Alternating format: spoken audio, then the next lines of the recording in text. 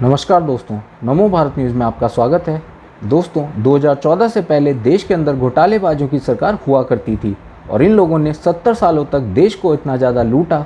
देश का पैसा इन्होंने अपनी जेबों में इस कदर भरा कि अगर उन पैसों को देश के विकास में लगाया होता तो न जाने कितने ही बड़े बड़े रेलवे प्रोजेक्ट्स, सरकारी स्कूल, सड़कें, पुल, नदियों पर बांध, पर्यावरण प्रदूषण पर नियंत्रण, अच्छी स्वास्थ्य सेवाएं और स्वच्छ भारत ना जाने क्या क्या मिल जाता। और अगर ये पैसे इन लोगों ने देश को लूटने की बजाय देश के विकास कार्य में लगाए होते तो आज भारत चीन से बड़ी अर्थव्यवस्था बन चुकी होती।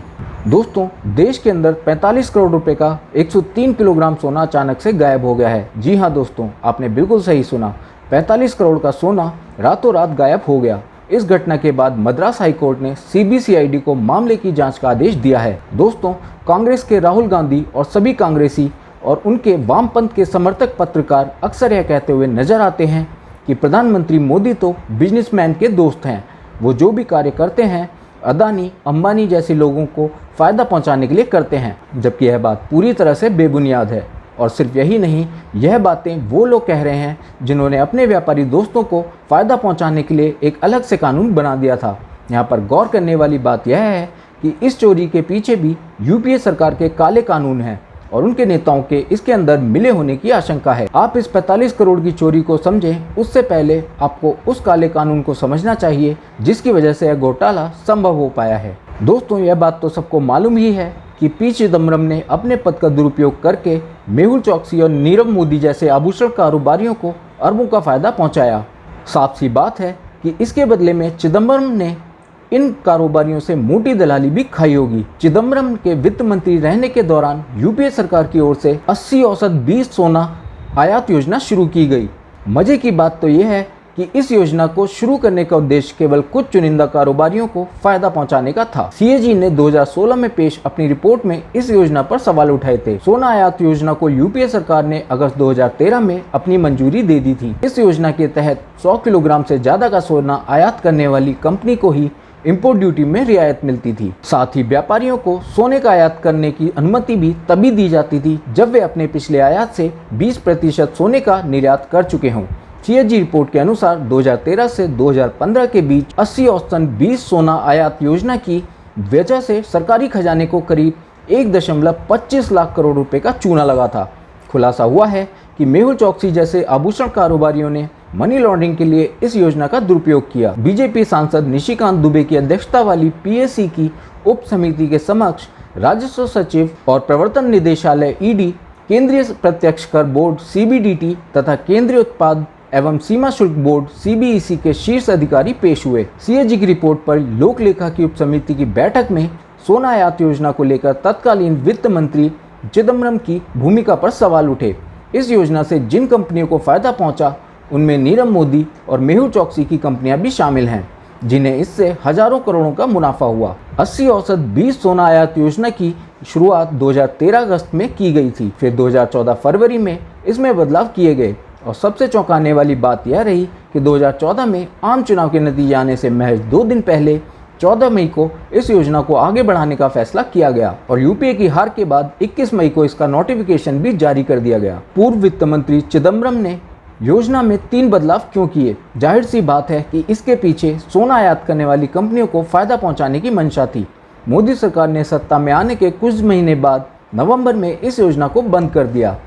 बता दें कि INX मीडिया मनी लॉन्ड्रिंग मामले में भी पी चिदम्बरम की मुख्य भूमिका है। इसी महाभ्रष्ट वित्त मंत्री ने अपने पद का दुरुपयोग करके INX मीडिया को अरबों का फायदा पहुंचाया और बदले में दलाली की रकम अपने बेटे कार्तिक को दिलवाई।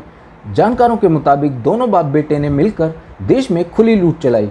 सफ़ेद कुर्ता लुंगी में घूमने वाला चिदम्बरम अंदर से इतना काला है कि बिना दलाली खाए तो मानो उसका कोई काम नहीं हो। और चिदम्बरम के इसी काले कानून से देश को 1.25 लाख करोड़ रुपए का नुकसान तो हुआ ही, साथ ही UPA के शासनकाल में हुए घोटाले को लेकर एक और खुलासा सामने आया है।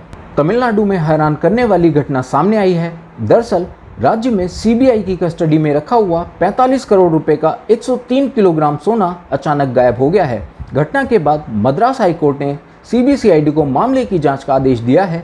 केंद्रीय जांच एजेंसी का कहना है कि उसने चेन्नई प्रमुख विशेष अदालत को तिजोरियों और वॉल्ट्स की 72 चाबियां सौंपी थीं। CBI ने दावा किया है कि जब कार्रवाई हुई थी तब सोना एक साथ मापा गया था, लेकिन एसबीआई और सुराणा के बीच समझौता होने के बाद सोने का वजन अलग अलग किया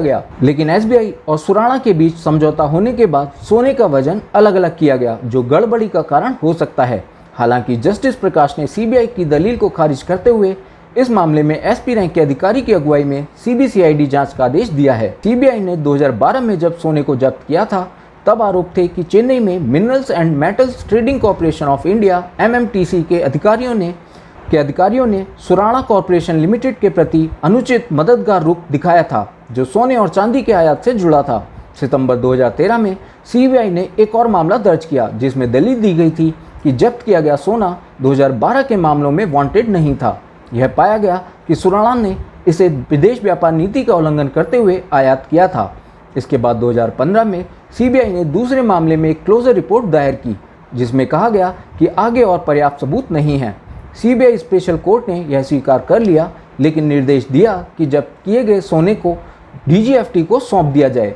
यह आदेश बाद में सुराणा की याचिका पर मद्रास हाई कोर्ट ने रद्द कर दिया था। हालांकि जब सीबीआई ने इस साल फरवरी में बैंक प्रतिनिधियों की मौजूदगी में तिजोरियां खोली, तो 103.8 किलोग्राम सोना कम पाया। दोस्तों, यूपीए के शासनकाल में हुआ यह तो एक छोटा मोटा घोटाला है जो अभी सामने आया है। इसी प्रकार के ना जाने कितने घोटाले हैं जो अभी भी बाहर आने बाकी हैं, लेकिन मोदी सरकार कांग्रेस के हर उस कांड का काला चिट्ठा खोल रही है जो कांग्रेस ने अपने शासनकाल में किए थे। तो दोस्तों, आप ही बताएं, ऐसे में आप किसे सत्ता में देखना चाहेंगे? एक ऐसी सरकार को जो अपने फायदे के लिए करोड़ों अरबों रुपयों का देश का घोटाला करके बैठी है, या फिर राष्ट्रवादियों की सरकार को आप सत्ता में देखना चाहते हैं? आप हमें कमेंट करके जरूर बताएं। अगर आपको आज ये वीडियो पसंद आई हो तो इसे लाइक करना ना भूलें, और इस वीडियो को आप ज़्यादा से ज़्यादा मात्रा में फैला दीजिए, और ज़्यादा से ज़्यादा मात्रा में आप इस वीडियो को शेयर कीजिए, ताकि कांग्रेस और यूपीए के शासनकाल में जितने भी घोटाले हुए हैं उनकी रिपोर्ट जनता तक पहुंच सके। क्योंकि इनके लोग सत्ता में तो नहीं हैं, लेकिन इनके लोग मीडिया पर कब्जा करके बैठे हैं। लेकिन इनके लोग सोशल मीडिया पर कब्जा करके बैठे हैं, जो ये खबरें आप तक कभी पहुंचने ही नहीं देते। इसलिए आज ये खबर आपको ज़रूर शेयर करनी चाहिए।